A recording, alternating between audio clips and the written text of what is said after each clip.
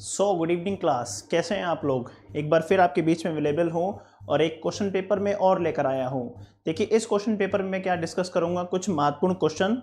और वो महत्वपूर्ण क्वेश्चन होंगे जो समझ लीजिए, आप जितनी भी एग्जाम दीजिएगा, आप यूपी टेट दीजिए, सुपर टेट दीजिए, केवीएस दीजिए, या आप जूनियर सुपर टेट का जो आ गया वो दीजिए, आप कोई भी एग्जाम दीजिए, सभी एग्जाम में क्वेश्चंस काफ़ी इंपॉर्टेंट रहेंगे। आप एसएससी दीजिए, आप यूपी ट्रिपल एससी, पीसीएस, कोई भी एग्जाम दीजिए, वहाँ सारे एग्जाम्स में ये क्वेश्चंस काफ़ी उपयोगी होंगे।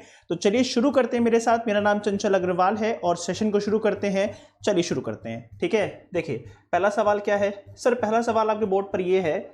देखिए, पहला सवाल क्या है कि आर्य समाज की स्थापना किस वर्ष हुई है।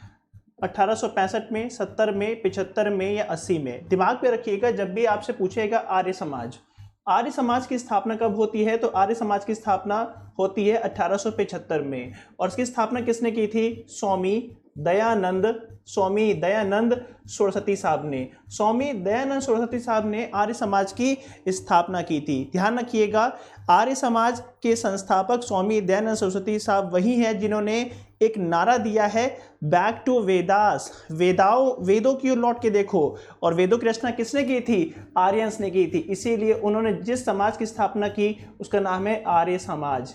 ध्यान रखिएगा। और ये वही व्यक्ति हैं जिन्होंने स्वदेशी शब्द का पहली बार इस्तेमाल किया था। किसने? स्वामी दयानंद सरस्वती जी ने। अगला सवाल देखिएगा। अगला सवाल क्या पूछ रहा है कि निम्न में से कौन सा व्यक्ति काकोरी कांड से संबंधित नहीं है। राम प्रसाद बिस्मिल नहीं है, राजेंद्र लोहड़ी नहीं है, अशफाक उल्लाह खान नहीं है, या सूर्यसेन नहीं है। ध्यान रखिएगा कि इनमें में से कौन सा व्यक्ति नहीं है। ध्यान रखिएगा कौन नहीं है। सूर्यसेन नहीं है। सूर्यसेन कहाँ के हैं सर? ये सूर्यसेन रहने वाले बंगाल के हैं। और इन्होंने बंगाल में एक जगह है चटगांव, जो आज बांग्लादेश में चला जाता है हिस्सा। तो बंगाल के चटगांव की बात की जाए तो वहां पे इन्होंने शस्त्रागार की लूट की थी और ये पेशे से एक मास्टर थे।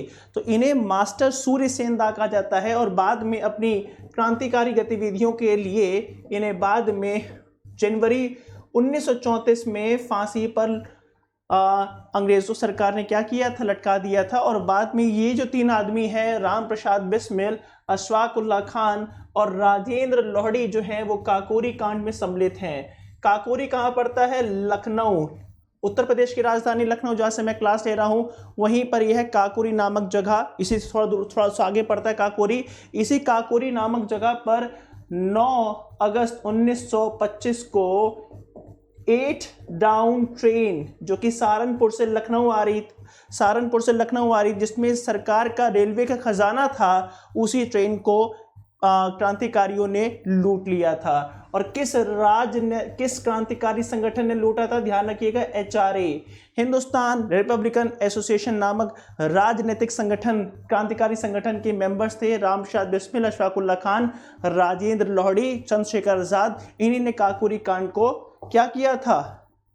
प्रैक्टिकली पॉसिबल बनाया था। अगला देखिएगा, दीन ए इलाही जिसे तौहीद ए इलाही की कहा जाता है, किसने स्टार्ट किया? गजनवी ने स्टार्ट किया, हुमायूं ने स्टार्ट किया, अकबर ने स्टार्ट किया, शेरशाह सूरी ने। ध्यान रखिएगा, दीन ए इलाही नामक जो नई विचारधारा है, सहिष्णुता की नीति है, इसको स्टार्ट किया जलालुद्दीन मोहम्मद अकबर के द्वारा। और दीन ए इलाही किस साल स्टार्ट हुआ है? तो ध्यान रखिएगा, 1582 में दीन इलाही को स्टार्ट किया है जलालुद्दीन मोहम्मद अकबर ने। इसी को हम सुलह कुल की नीति भी कहते हैं। इसे तौहीद इलाही के नाम से भी जानते हैं। किसको? दीन इलाही को। ठीक है, ध्यान रखिएगा। शेरशाह सूरी का रियल नेम बताइए। तो शेरशाह सूरी का रियल नेम है फरीद। इन्होंने पढ़ाई कहाँ की है? शेरशाह सूरी ने, दिमाग में रखिएगा कि शेरशाह सूरी ने पढ़ाई की है जौनपुर में। कहाँ पर? जौनपुर में। सर, ये जौनपुर कहाँ पड़ता है? पूर्वी उत्तर प्रदेश में जौनपुर सिटी जो है ना, एक समय बहुत बड़ा अध्ययन केंद्र हुआ करता था। ये बात जरूर दिमाग में रखिएगा। अगला सवाल देखिएगा, हेंगसांग किसके शासनकाल में हिंदुस्तान आया था? भाई यहाँ पर लिखा हुआ है हेंगसांग। क्या लिखा हुआ है? हेंगसांग किसके शासनकाल में आया था? समुद्रगुप्त के शासनकाल में, चंद्रगुप्त द्वितीय के शासनकाल में, हर्षवर्धन या स्कंदगुप्त। दिमाग पर रखना कि हेंगसांग जो हिंदुस्तान आया था वो राजा हर्षवर्धन के शासनकाल में आया था। देखो बेटा, यहाँ पर हा लिखा है, हा से हर्षवर्धन होता है। हा से हेंगसांग होता है। तो हेंगसांग जो है राजा हर्षवर्धन के शासनकाल में आया था। और ये कहाँ से आया था सर? ये आया था चाइना से। ये किस धर्म को मानता है? ये मानता है बौद्ध धर्म को। तो बौद्ध धर्म को मानने वाला ये चाइनीज ट्रैवलर जिसके शासनकाल में आया था वो था हर्षवर्धन। एक सवाल और पूछता है कि हेंगसांग ने किस विश्वविद्यालय में पढ़ाई की है? तो ध्यान रखना कि हेंगसांग ने नालंदा विश्वविद्यालय में पढ़ाई की है और यही वो हेंगसांग है जिसने 5वीं बौद्ध संगति का आयोजन करवाया था। ये बात समझ में आ गई है। और सर हमने एक और नाम सुना है फयान का। तो फयान किस शासनकाल में आया था? तो फयान आया था चंद्रगुप्त द्वितीय, जिसे हम चंद्रगुप्त विक्रमादित्य कहते हैं। इनके शासनकाल में कौन आया था? इनके शासनकाल में फयान आया था, वो भी चाइना से आया था। ठीक है, अगला सवाल देखिएगा। निम्न में से किस बादशाह को कलंदर कहा जाता है? किस बादशाह को कलंदर कहा जाता है? बाबर को, हुमायूं को, अकबर को, शाहजहां को? ध्यान रखिएगा कि बाबर को हम कलंदर के नाम से भी जानते हैं। अगला सवाल देखिएगा। अगला सवाल क्या पूछ रहा है कि बंगाल का विभाजन करने वाला, पार्टीशन ऑफ बंगाल, बंगाल का विभाजन करने वाला गवर्नर जनरल कौन था? ध्यान रखिए, जो बंगाल का विभाजन किया है वो कर्जन ने किया है, कैनिंग ने किया है, मिंटो ने किया है या मेयो ने किया है? दिमाग में रखिएगा कि जो बंगाल का विभाजन है वो 1905 में हुआ था। ठीक है, और ये किसने किया है? ये करवाया है लॉर्ड कर्जन ने। तो लॉर्ड कर्जन के शासनकाल में पार्टीशन ऑफ बंगाल हुआ था। अच्छा, बंगाल का विभाजन जो हुआ है 1905 में, उस सर थोड़ा सा माफी चाहूंगा, थोड़ा सा, हाँ, उससे संबंधित एक आंदोलन बनता है। देखिए, बंगाल के विभाजन से संबंधित एक आंदोलन है, उसका नाम है स्वदेशी आंदोलन। दिमाग में रखिएगा कि बंगाल के विभाजन से संबंधित कौन सा आंदोलन है? तो दिमाग में रखिएगा स्वदेशी आंदोलन है। और कहा यह भी जाता है कि इस स्वदेशी आंदोलन के दौरान 3 उग्रवादी नेता पहली बार सामने आए थे और उन 3 कांग्रेस के जो 3 उग्रवादी नेता थे वो थे कोई और नहीं बल्कि लाल, पाल और बाल। लाल का मतलब होता है लाला लाजपत राय, पाल का मतलब होता है विपिन चंद्र पाल और बाल का मतलब होता है बाल गंगाधर तिलक। ठीक है, चलो एक बात और दिमाग में रखना, यहाँ पे कैनिंग लिखा हुआ है। कैनिंग कितने फेमस क्यों है? कैनिंग इसलिए फेमस है क्योंकि इनके शासनकाल में 1857 का विद्रोह हुआ था। ईश्वर चंद्र विद्यासागर की सहायता से विधवा पुनर्विवाह एक्ट पारित हुआ था। और मिंटो क्यों फेमस है? मिंटो के शासनकाल में 1906 में मुस्लिम लीग की स्थापना हुई थी और मुसलमानों के लिए सेपरेट इलेक्टोरल सिस्टम की शुरुआत हुई 1909 में और 1907 में कांग्रेस का विभाजन हुआ था। ठीक है, मैं चाहूँ तो मैं नोट कर देता हूँ कि 1906 में मुस्लिम लीग की स्थापना, 1907 में कांग्रेस का विभाजन सूरत में हुआ था और 1909 में मुसलमानों के लिए अलग से निर्वाचन करने की व्यवस्था की शुरुआत की है। एंड लॉर्ड मेयो क्यों फेमस है? लॉर्ड मेयो इसलिए फेमस है क्योंकि इसके शासनकाल में पहली बार सेंसस हुआ था करीबन 1872 में। और अगर आपसे पूछा जाए कि भारत में सेंसस जनगणना कब से रेगुलर हो गई है, तो भारत में जनगणना रेगुलर हुई है वो 1881 में स्टार्ट हो गई रेगुलर, और ये हुई थी लॉर्ड रिपन के शासनकाल में। ये बात जरूर दिमाग में रखिएगा, स्क्रीनशॉट ले लीजिएगा इसका। कुंवर सिंह कहाँ के किस राज्य के जमींदार थे? 1857 में कुंवर सिंह कहाँ से थे? बैरकपुर, जगदीशपुर, अवध या फिर बिट्ठू? ध्यान रखिएगा 1857 में जो कुंवर सिंह बिलोंग करते थे वो कौन से कहाँ से? वो जगदीशपुर कहाँ पड़ता है सर? ये पड़ता है आपके बिहार में। ठीक, अगला देखिएगा। अगला क्वेश्चन ज्योग्राफी से है। ज्योग्राफी में क्या पूछा है बेटा कि यू आकार की घाटी, यू आकार की जो घाटी होती है किससे बनती है? हिमनद द्वारा, नदी द्वारा, पवन द्वारा या सागरी तरंगों द्वारा? दिमाग में रखिएगा, ये देखो बेटा ये है यू आकार की घाटी। ये जो यू आकार घाटी देख पा रही हो किससे बनता है? ये बनता है ग्लेशियर से। दिमाग में रखना कि यू आकार की घाटी जो होती है वो बनती है ग्लेशियर से बनती है। दूसरी बात ये है मेरा कॉन्टैक्ट नंबर, आपको डिस्क्रिप्शन बॉक्स में मेरा कॉन्टैक्ट नंबर मिल जाएगा, आप मुझे व्हाट्सएप कर सकते हो। ठीक है, आप मुझे व्हाट्सएप कर सकते हो। अगर वीडियो पसंद आएगा तो लाइक ज़रूर कर देना मेरे भाई। आपके पास में सब्सक्राइब के लिए भी चैनल होगा, सब्सक्राइब कर देना, घंटी बजा देना, एंड प्लीज़ अपने फ्रेंड के साथ में शेयर ज़रूर कर देना। आपके इंस्टाग्राम पे, फेसबुक पे, स्टोरीज़ पे या व्हाट्सएप पे, जहाँ पे भी आप इच्छा लगे, आपको अच्छा लगे, आप शेयर कर सकते हो, बाकी ताकि और भी लर्नर्स को, है ना, मेरे बारे में जानकारी मिल सके। ठीक है, ऑस्ट्रेलिया की राजधानी क्या है? सिडनी है, कैनबरा है, मेलबर्न है, ब्रिस्बेन है। ये इस तरह के सवाल ज़रूर पूछता है कि किस देश की कौन सी राजधानी है। ये बात ज़रूर दिमाग में रखिएगा कि ऑस्ट्रेलिया की राजधानी का नाम कैनबरा है। कैनबरा इसका राइट आंसर होगा। क्या ऑस्ट्रेलिया एक महाद्वीप है? यस, ऑस्ट्रेलिया जो है ये एक महाद्वीप है, क्योंकि दुनिया में 7 कॉन्टिनेंट हैं। ये 7वां कॉन्टिनेंट है ऑस्ट्रेलिया। ये दुनिया का सबसे छोटा कॉन्टिनेंट है। ठीक है, दुनिया का सबसे छोटा कॉन्टिनेंट कौन सा है? ऑस्ट्रेलिया है। दिमाग में रखिएगा। ये देख लीजिए ऑस्ट्रेलिया, ये कंगारू लोग हैं। ठीक है, हाँ जी। अगला क्वेश्चन देखिएगा कि संयुक्त राष्ट्र संघ की स्थापना कब हुई थी? यूएनओ की स्थापना कब हुई है बताओ? अक्टूबर 1945, 25 अक्टूबर 1945, 26 अक्टूबर 1945 या फिर 25 अक्टूबर 1948? दिमाग में रखिएगा इसका जवाब क्या होगा। जवाब होने वाला है दोस्तों ये वाला। 24 अक्टूबर 1945 को यूएनओ की स्थापना हुई थी। ठीक है, भारतीय राष्ट्रीय ये संयुक्त राष्ट्र संघ की स्थापना हुई थी। फिर आपसे पूछेगा कि वर्तमान में संयुक्त राष्ट्र संघ में कितने मेंबर्स हैं? 193 मेंबर्स हैं। और कितनी इसकी ऑफिशियल भाषाएं हैं? 6 इसकी ऑफिशियल भाषाएं हैं। ठीक है, ध्यान रखिएगा। अगला क्वेश्चन देखिएगा। अगर थोड़ा विवाद वाला क्वेश्चन छोड़ दीजिए। अगला क्वेश्चन देखिएगा कि भारत में उच्चतम न्यायालय जो सुप्रीम कोर्ट है, भारत में जो सुप्रीम कोर्ट है, उच्चतम न्यायालय है, उसने संविधान के बुनियादी ढांचे को कब सिद्धांत के रूप में प्रतिपादित किया? केशव नंद भारती बनाम केरल राज्य मामले में, शंकर प्रसाद मामले में, सज्जन सिंह मामले में, गोलकनाथ मामले में? ध्यान रखिएगा। देखिए ये कहानी क्या है। ये है मैडम इंदिरा का दौर। ये 1973 की बात है। मैडम इंदिरा का दौर है, प्रधानमंत्री इंदिरा जी का दौर है, जिस दौरान इंदिरा जी क्या कर रही थी? लगातार संविधान में परिवर्तन कर रही थी। जब लगातार संविधान में परिवर्तन हो रहा था तो सुप्रीम कोर्ट को सामने आना पड़ा। सुप्रीम कोर्ट जब सामने आए तो सुप्रीम कोर्ट ने क्या किया? सुप्रीम कोर्ट ने कह दिया कि ठीक है, सरकार जो है संविधान के किसी भी भाग में क्या कर सकती है? बदलाव कर सकती है, लेकिन संविधान में आप चेंज कर सकते हो, लेकिन संविधान का बेसिक स्ट्रक्चर आप जो है नहीं चेंज कर सकते। आप ऐसा कोई परिवर्तन नहीं कर सकते जिससे पूरा का पूरा संविधान का स्वरूप ही चेंज हो जाए। तो ये मसला आया था केशव नंद भारती बनाम केरल राज्य मामले में।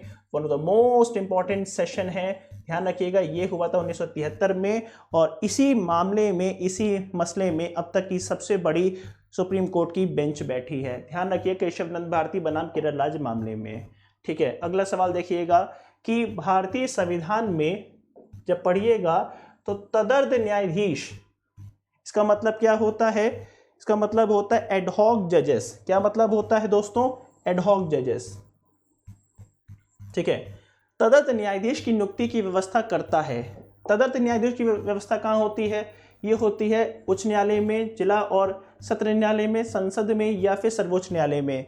जरूर दिमाग में रखिएगा जवाब क्या होगा कि जब आप हमारा संविधान पढ़िएगा तो तदर्थ न्यायाधीशों की बात कहाँ पर होती है? तदर्थ न्यायाधीश की आर्टिकल नंबर 127 सुप्रीम कोर्ट। देखो सुप्रीम कोर्ट में बहुत सारे काम होते हैं और जजेस संख्या कितनी है? जजेस संख्या सर सीमित है। अब ऐसे में इतना सारा काम लदा हुआ है तो क्या होगा? सुप्रीम कोर्ट के जजेस क्या बोलेंगे? अरे भाई काम करो, तुम हाई कोर्ट से किसी जज को सुप्रीम कोर्ट में काम करने के लिए बुला लो कुछ समय के लिए। ठीक है, तदर्थ मतलब होता है कुछ समय के लिए बुला लो। अब क्या किसी को बुला ले? नो, जो योग्यता रखता, जो कैटेगरी, पूरी जो क्राइटेरिया होता है उसको फुलफिल करता हो, उसको आप सुप्रीम कोर्ट में बुला लो ताकि काम को बर्डन कम किया जा सके। ठीक है, चलो एक बात ध्यान रखिएगा कि कोई भी विधेयक, कोई भी बिल मनी बिल है या नहीं, कोई भी बिल मनी बिल है या नहीं, ये कौन तय करता है? ठीक है, ये कौन तय करता है? भारत का राष्ट्रपति, भारत का वित्त मंत्री, राज्यसभा का सभापति या लोकसभा का स्पीकर? दिमाग में रखिएगा कि कोई भी भाई मनी बिल है, इस बात का तय कौन करता है? सर ये बात को तय करता है लोकसभा का स्पीकर।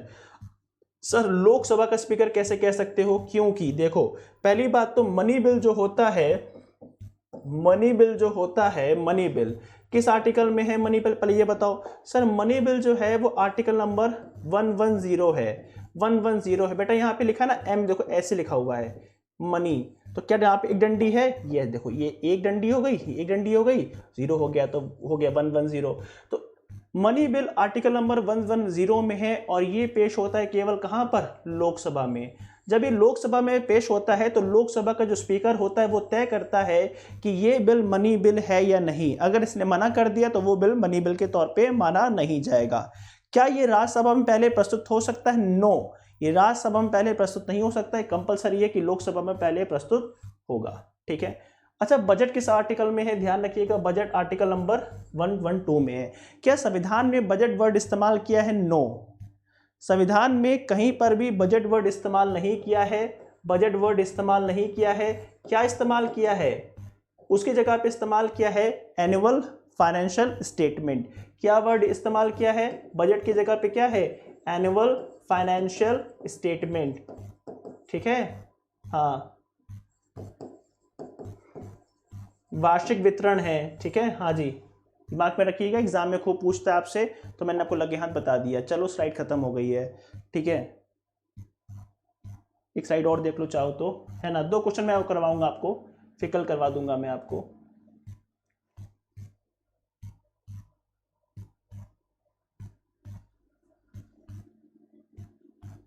देखो एक क्वेश्चन देखिएगा, भारतीय कला में बुद्ध के जीवन की किस घटना को, या बुद्ध के जीवन का किस घटना का चित्रण चक्र द्वारा होता है? भारतीय कला में बुद्ध के जीवन का कौन सा घटना को चक्र द्वारा सिंबॉलिक किया गया है? वो है संबोधि, वो है महाभिनिष्क्रमण, वो है प्रथम उपदेश और वो है निर्वाण। दिमाग में रखिएगा जवाब क्या होगा सर? जवाब होने वाला है ये वाला।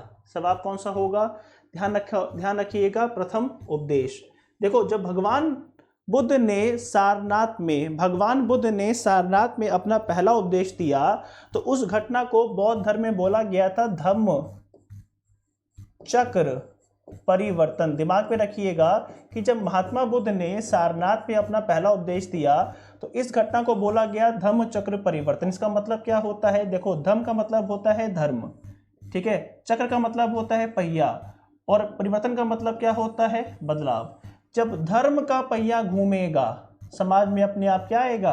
बदलाव आएगा। और यहाँ पर धर्म क्या है? यहाँ पर धर्म कुछ और नहीं बल्कि भगवान बुद्ध के उपदेश हैं। भगवान बुद्ध के उपदेश जैसे जैसे आगे बढ़ते जाएंगे समाज में वैसे वैसे क्या आता जाएगा? बदलाव आता जाएगा। यही है धर्म चक्र परिवर्तन। ठीक है, और ये क्या है? भगवान बुद्ध के सारनाथ में होने वाला पहला उपदेश है। अंतिम क्वेश्चन देखिएगा।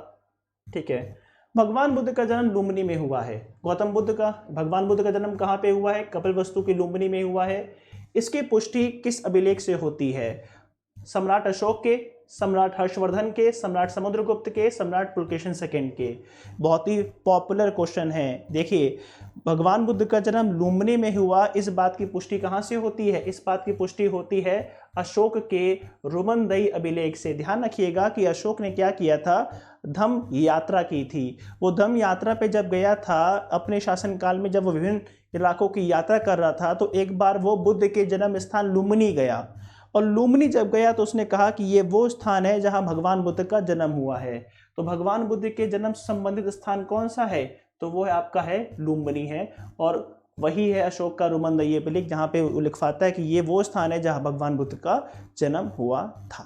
ठीक है, चलो तो आज का सेशन हम यहीं पे ओवर कर रहे हैं। कल आपसे फिर मुलाकात करेंगे, फिर एक नए क्लास के साथ में। ठीक है, तो वीडियो को प्लीज़ लाइक कर दीजिएगा, कमेंट करिए कैसा लगा आपको। ग्रुप में ऐड होने के लिए आप नीचे डिस्क्रिप्शन बॉक्स में नंबर दिया हुआ है, उसको आप फॉलो कीजिएगा। ठीक है, ऑल द बेस्ट।